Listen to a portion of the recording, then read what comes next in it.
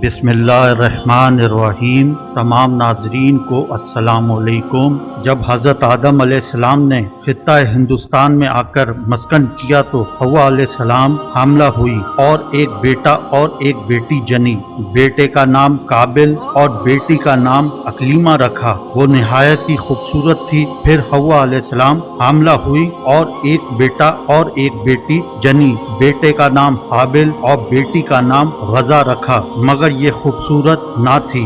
جب حابل اور قابل دونوں بڑے ہوئے تب حضرت جبرائیل علیہ السلام تشریف لائے اور حضرت آدم علیہ السلام سے کہا کہ اللہ تعالیٰ نے تم پر سلام بھیجا ہے اور کہا ہے کہ دونوں بھائیوں کو دونوں بہنوں کے ساتھ، یعنی قابل کی بہن کو حابل کے ساتھ اور حابل کی بہن کو قابل کے ساتھ شادی کر دو۔ تب انہوں نے حال شادی کا اپنے دونوں بیٹوں کو بلا کر کہہ دیا۔ اس بات کو سن کر قابل نے انکار کیا اور کہا کہ میری بہن اکلیمہ صاحب جمال ہے اور بہت خوبصورت ہے، میں اس کو نہیں دوں گا۔ آدم علیہ السلام نے کہا یہ اللہ تعالیٰ کا حکم ہے، تو مان لے۔ اس نے کہا نہیں، میں نہیں مانوں گا، مگر تم حابل کو دوست رکھتے ہو اور یہ باسبب دوستی کے تم کہتے ہو۔ پہلے جس نے عدول حکمی اپنے ماں باپ کی وہ قابل ہی تھا۔ حضرت آدم علیہ السلام نے باموجب حکم اللہ کے قابل کی بہن کی شادی حابل کے ساتھ اور حابل کی بہن کی شادی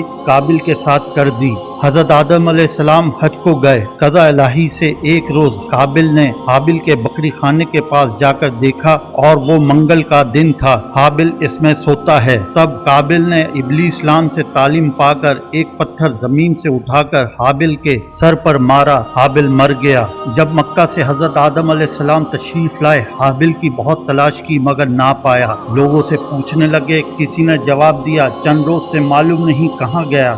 آخر حضرت آدم علیہ السلام نے اس کے لیے کھانا پینا سونا سب ترک کیا اور شب و روز اس کے غم و فکر میں رہتے تھے۔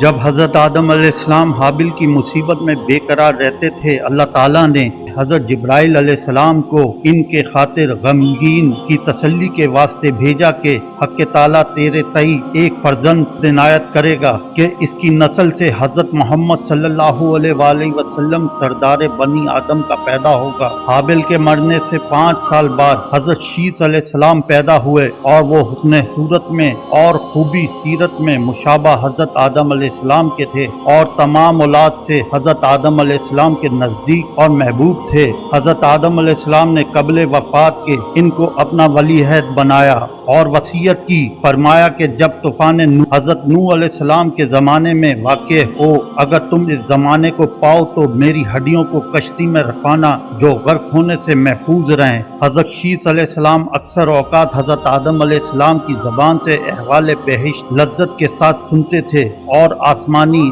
صفوں کا مضمون بھی دریافت کرتے تھے، اور اسی واسطے حضرت آدم علیہ السلام نے تجر و خلق سے اور انس و حق سے حضرت شیث علیہ السلام کو خلیفہ کیا تھا اور لوگوں سے تنہا ہو کر دنیا کی لذتیں چھوڑ کر اکثر اوقات وظائف اور طاعات میں مشغول رہتے تھے، اور نفس کی ریاضت اور تہذیب و اخلاق ہمیشہ ان کے مد نظر رہتا تھا۔ حضرت شیث علیہ السلام کے زمانے میں بنی آدم علیہ السلام 2 قسم کے تھے۔ بعض طباعت حضرت شیث علیہ السلام کی کرتے تھے اور بعض قابل کی اولاد کی تابعداری میں مشغول تھے۔ حضرت شیث علیہ السلام کی نصیحت سے بعض تو راہ راست پر آئے اور بعض بدستور نافرمانی پر قائم رہے۔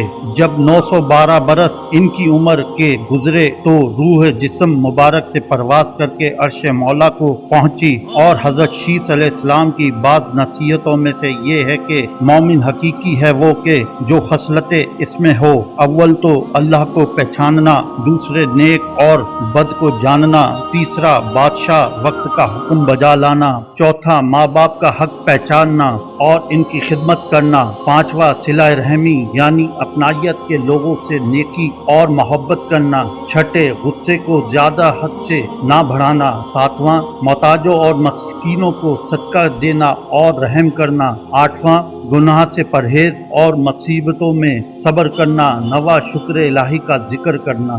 اللہ اکبر۔